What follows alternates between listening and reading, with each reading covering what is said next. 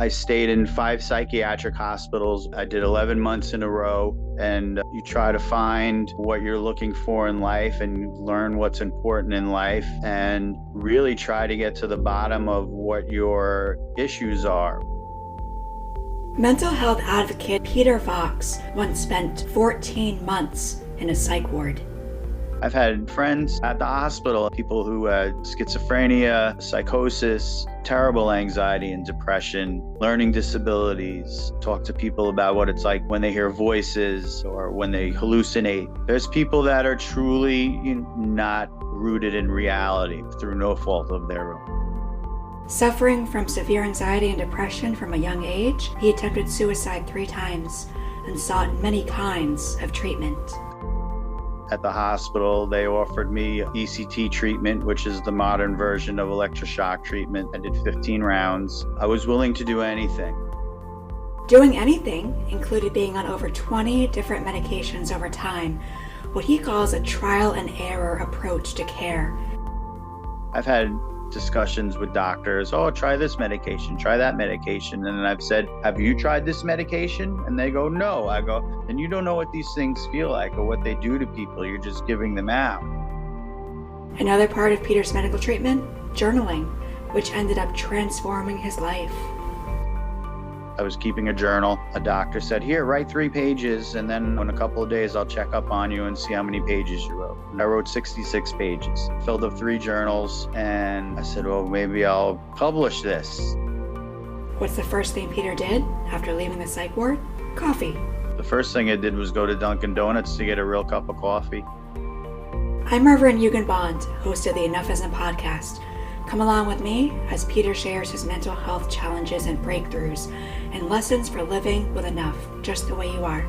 For more, visit IamEnough-ism.com and follow me on Twitter at IamEnough-ism. If you or someone you know needs mental health help, call 988, the Suicide and Crisis Lifeline, available anytime. Enjoy today's show, and may it help change your perspective about mental health and mindfulness. Joining me today is Peter Fox, a mental health advocate and New York State certified peer specialist who once spent 14 months of his life in a psych ward.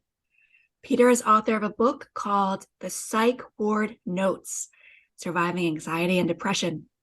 Today, we're going to dive into what it's like to live with mental illness and get into some stories about mental health, recovery, and hope. Peter, what's going on? How are you? Thank you for having me. You're welcome. It's a pleasure. I know you have some great stories. What is it like to live in a psych ward and find peace and solace when you're going through a really difficult chapter of your life? It was at the time, my first getting committed, I knew it was time to go to get some help, because this has been an ongoing since I'm a small child. The anxiety and depression, panic attacks. I'm 53 now, so this happened in 2019. And when I got there, knowing that I needed to be there, I felt a big sense of relief, and that anything else that was going to happen there that I could probably deal with. I stayed in 5 psychiatric hospitals over that 14-month period. I did 11 months in a row at 3 facilities.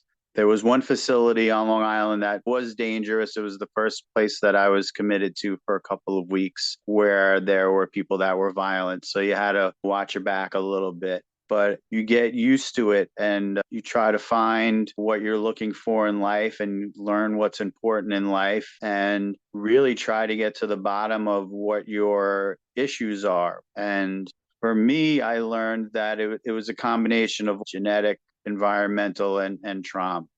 And for me, the most important thing was that when I eventually get discharged, that the most important thing are my sons, and that you stay alive for your sons no matter what is going on in your life, no matter how bad things get, no matter how bad you feel, the suicidal ideations. Unfortunately, I had 3 attempts, and you go through those times over and over, and you thank God that you weren't successful and that you didn't put your children through that, because I've seen the aftermath of that as well.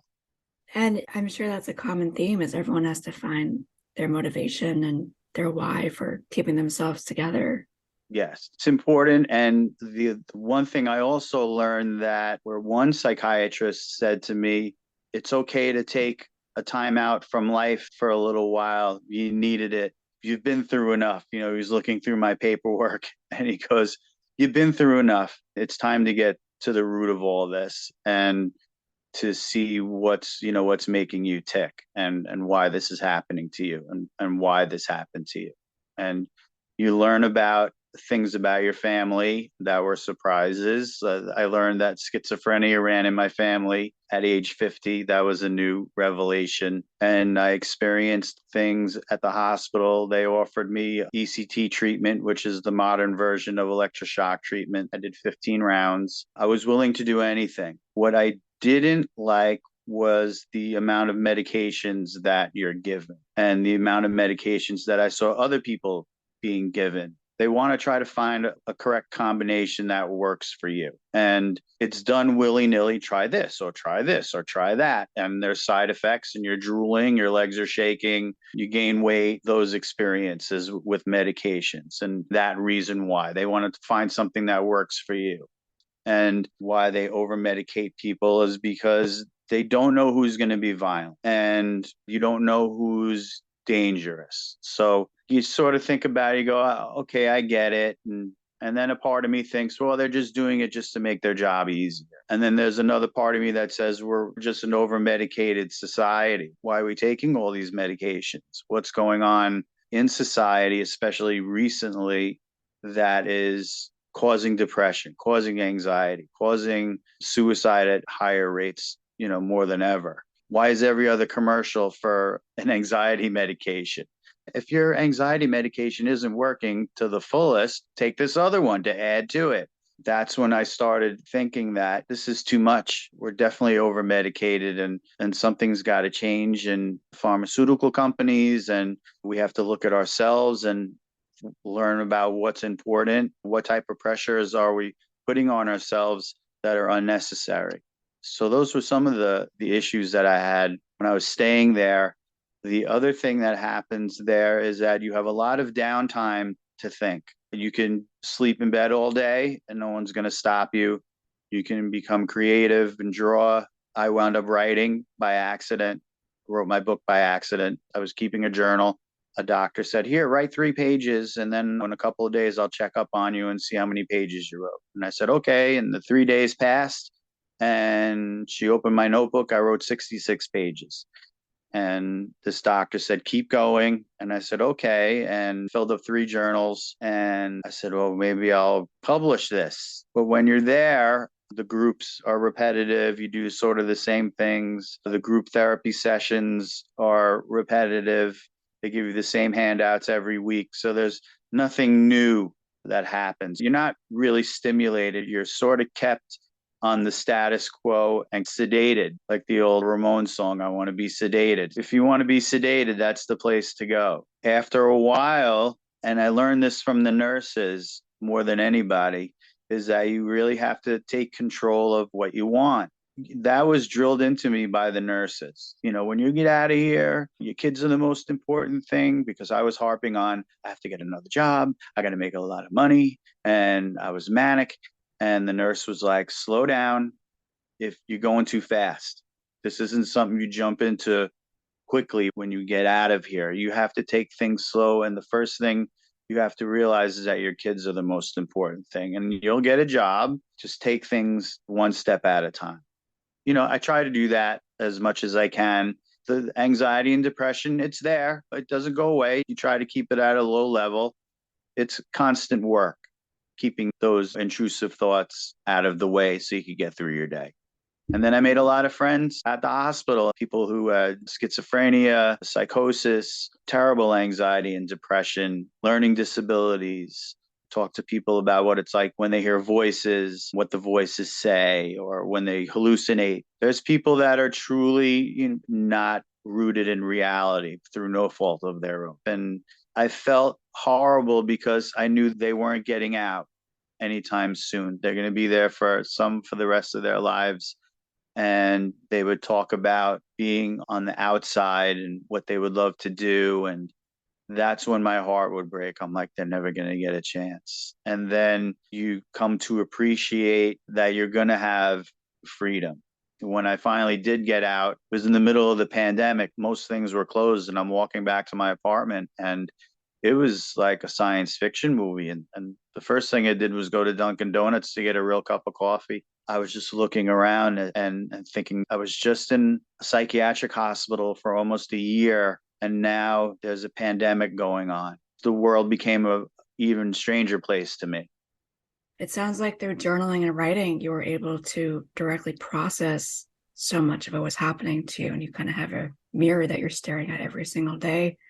Talk to me a little bit about that transition kind of back into the real world. You have your Dunkin' and you're trying to find your purpose. I got out, and you sort of have the world at your fingertips, but I was not ashamed of where I was, but it's more of the fact of how do you handle that if people ask you where you've been or what you've been doing, and what is their reaction going to be? Is it going to stop you from doing anything? I tend to like discussing psychology with people, and I got hired by an organization called The Bridge, New York. My caseload is about 7 or 8 people. They're from all walks of life with all different stories. They all need help in different ways, helping people get their GEDs, get home health aides if they need someone to help out around the house.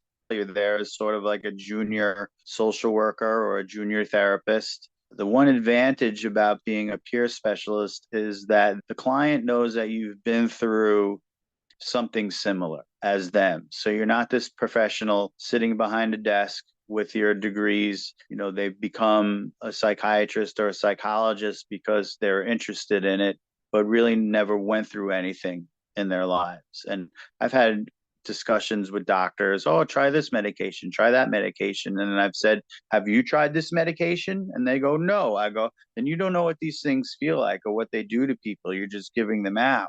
And I've tried over 20 medications. My unfortunate suicide attempts were brought on by side effects from medications. And my theory behind that is that if you are unfortunately feeling suicidal to begin with, but you're not acting on it, and a medication can cause suicidal ideation, it brings it out more. And the risk of something happening is greater. And so that's what happened to me. My anxiety and depression is based on the fear of death. I'm someone that's scared of it. So for me to have suicide attempts is a complete 180 of what my personality is. So it's been a long fight with it, but somehow, you keep going. It's constant maintenance, and you have to work with what you have, and you got to be happy with, with what you have. So a message of being yourself, not stay within your lane, but know what your lane is, and maybe be happy with it, and try not to get upset, when someone's always going to have more, so you go for what you can go for. Yeah, and that's exactly what Enough-ism is. It's realizing that you have exactly what you need right now with what you have and where you are. When I first got divorced, I was in the apartment I'm in now, and I was feeling sorry for myself, and I fell asleep. I had the radio on. I woke up, and in the middle of a gentleman telling a story, and I'll never forget it. He said, if you could hear my voice right now, if you have a job, if you have a roof over your head, there's food in your refrigerator, he said, you're doing better than 80% of the world. And I was like, whoa, that's pretty deep. And it's a little jarring, and it brings you back to thinking that you're lucky, and living better than 80% of the world is pretty good. So I'll take it. Yes, it's about safety and it's about security. And Peter, thank you so much for offering safety and security to so many people in this world. Your story is so complex and it's not done yet. And I look forward to seeing what the future holds. Thank you so much. Thank you for having me. I appreciate it.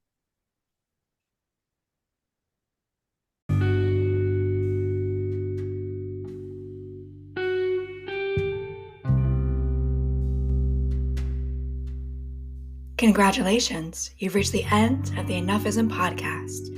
Show some love if you'd like by subscribing and leaving a review.